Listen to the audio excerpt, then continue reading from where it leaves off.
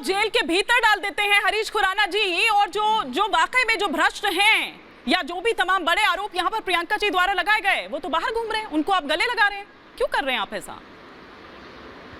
देखिए ईमान जी, सबसे पहले तो आपके दर्शकों को होली की बहुत बहुत शुभकामनाएं। होली का त्यौहार आप सबको, रंगों का त्यौहार आपके घरों में है, ये शुभ समृद्धि कामना करता हूँ। मैं अभी प्रियंका कक्कड़ को सुन रहा था, वकील हैं, काबिल वकील हैं, लेकिन आज तक ठीक से रख नहीं पा रही, समझ में नहीं आ रहा।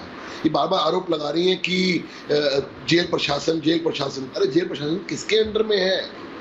जिला तिहाड़ जेल तो जहाँ तक मेरी नॉलेज है, जितनी मेरी नॉलेज है, वो तो दिल्ली सरकार के अंडर में आता है, डीजी प्रिजन के अंडर में आता है।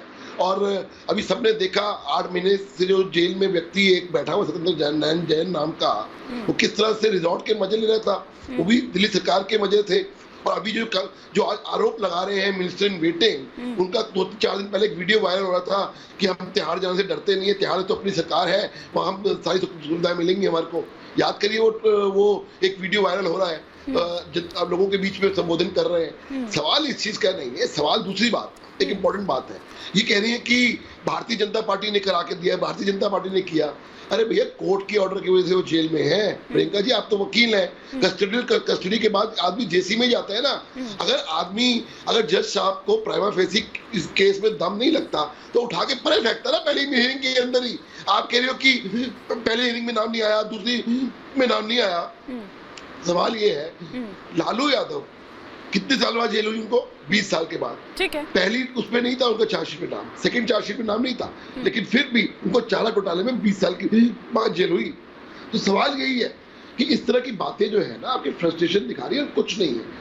कानून का सामना करिए ना। जबकि सौरभ भारद्वाज और संजय सिंह तो ये कह रहे हैं कि दरअसल ये फ्रस्ट्रेशन आप दिखा रहे हैं हरीश खुराना जी। राजनीतिक तौर पर जब आप कुछ नहीं कर पाए, दिल्ली में वो आ गए, फिर उसके बाद एमसीडी इलेक्शन होता है, एमसीडी से भी आपका जो एक छत्र राज्य था वो चला गया, और यही कारण है कि इस तरह की अब साजिशें जो हैं वो आप कर रखे हैं, इस तरह के षड्यंत्र आप कर रहे हैं। मैं जवाब लूंगी इसका, लेकिन एक बड़ी खबर इस बीच आ रही है। मैं आ रही हूँ खुराना जी, एक बड़ी खबर इस बीच आ रही है। बड़ी खबर ये कि के कविता ने ईडी से और वक्त मांगा है। ये बड़ी खबर इस वक्त आ रही है, तेलंगाना के सीएम की बेटी हैं के कविता, जिन्होंने ईडी से और वक्त मांगा है। ईडी ने कल दरअसल पूछताछ के लिए बुलाया था के कविता को। शराब घोटाले में ईडी दरअसल पूछताछ करेगी।